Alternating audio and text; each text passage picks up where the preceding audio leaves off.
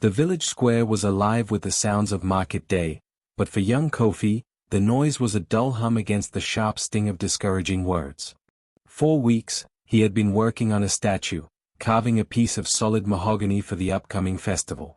The statue was still in its rough, unfinished state, a blocky, unrecognizable shape. Passersby would stop and shake their heads. "That wood is rotten," one elder said, without stopping. "Looks like a tree stump," a woman scoffed to her friend. "He is wasting his talent," a young man muttered, loud enough for Kofi to hear. Kofi's shoulders slumped, and he stared at his tools, the beautiful, sharp blades now feeling heavy and useless.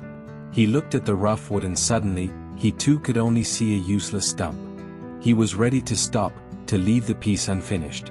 Just then, his father, David, walked over, a wise and silent presence.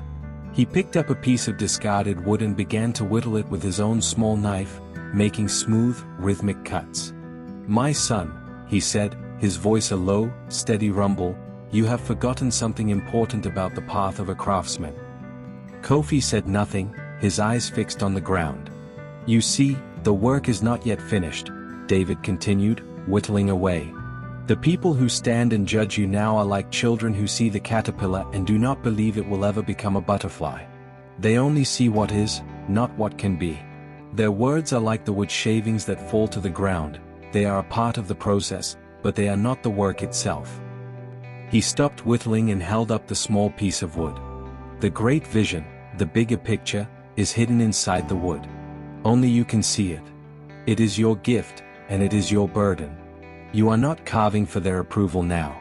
You are carving to reveal the beauty that you alone can see." Kofi finally looked up, meeting his father's steady gaze.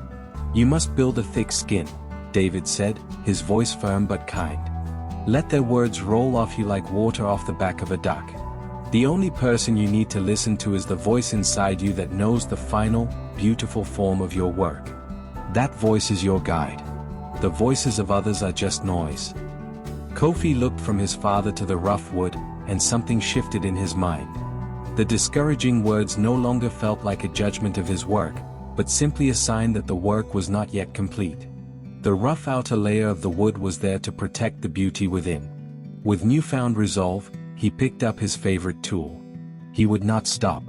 He would not be discouraged. He closed his eyes for a moment, seeing the finished statue in his mind, the serene face, the flowing robes, the image he had been holding on to all this time. Then, he began to carve again, focusing on the beautiful form he was revealing, one confident cut at a time. 3 valuable lessons from this story can guide and inspire young people today. 1.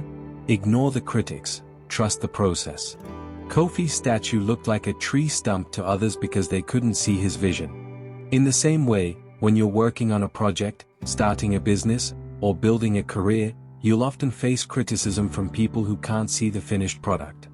The key is to focus on your own vision and understand that the rough stage is a necessary part of any creative process. Don't let the opinions of others discourage you. They are just part of the journey, not the final destination. 2. The bigger picture is built one step at a time. Kofi was overwhelmed by the final statue, but his father reminded him to focus on one cut at a time. This is a powerful lesson for today's youth, who often feel pressured to achieve massive success overnight. Remember that great accomplishments are the result of countless small, deliberate actions. Rather than being intimidated by your ultimate goal, focus on the next manageable step. Each small, intentional effort brings you closer to the bigger picture. 3. Build a thick skin. David advised Kofi to let the negative words roll off him like water off the back of a duck. In a world of constant digital feedback and public opinion, developing emotional resilience is more important than ever. You will face judgment and criticism, but you have the power to decide how much it affects you. By learning to separate your self-worth from others' opinions, you can protect your vision and your passion, allowing you to continue moving forward without being held back by negativity.